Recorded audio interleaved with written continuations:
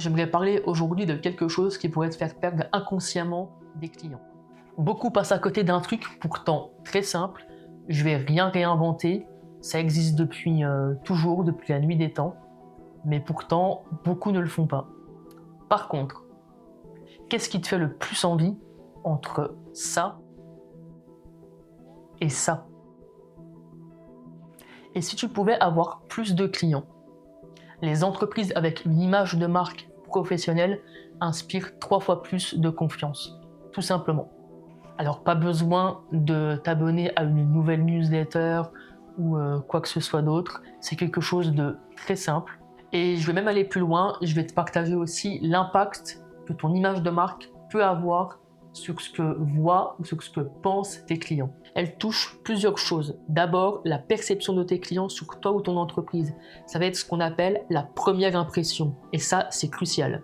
Les gens ne pourront pas s'empêcher de te juger là-dessus sur le premier contact. Donc essaye de faire en sorte qu'il soit le meilleur possible. Ça va aussi se jouer sur un autre aspect, c'est la crédibilité de ta marque ou de ton entreprise ou même de ta personne. Et pour ça, il faut une réputation solide et ça passe par de la communication assez régulière, mais surtout une communication propre.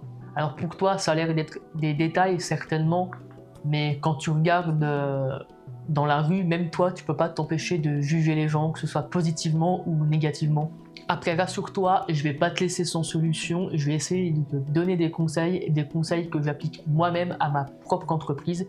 Et j'espère que ça pourra aider tes clients à percevoir la valeur de ton entreprise. Alors pour commencer, ton image de marque doit permettre à tes clients de s'identifier. Est-ce que tes valeurs sont faciles à comprendre? Est-ce qu'elles sont explicites? Tu dois donc avoir des prises de position claires et cohérentes avec ce que tu proposes pour que tu sois capable d'avoir une connexion émotionnelle avec ta cible, et c'est là que tu vas générer de la confiance et créer une bonne relation.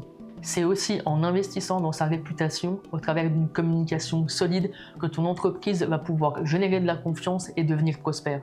Autre chose, les symboliques de ton entreprise doivent être fortes et son identité clairement définie.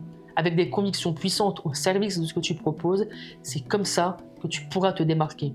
En tout cas, tu sais ce qu'il te reste à faire maintenant, c'est tout bête, mais juste soigne ton image de marque. Soigner ton image de marque, ça passe par des choses toutes bêtes, mais c'est un logo propre, des photos et des vidéos de qualité sur tes réseaux et sur ton site. Et puis si tu as besoin d'aide pour taper juste, n'hésite pas à me contacter pour ça. Voilà, c'est tout pour aujourd'hui. Après, c'est pas fini, je vais aborder ce sujet de l'image de marque dans d'autres vidéos. Ça va être un sujet en 3 parties, donc n'hésite pas à t'abonner et à me suivre sur les réseaux sociaux. Et on se dit à très vite pour une prochaine vidéo. Salut!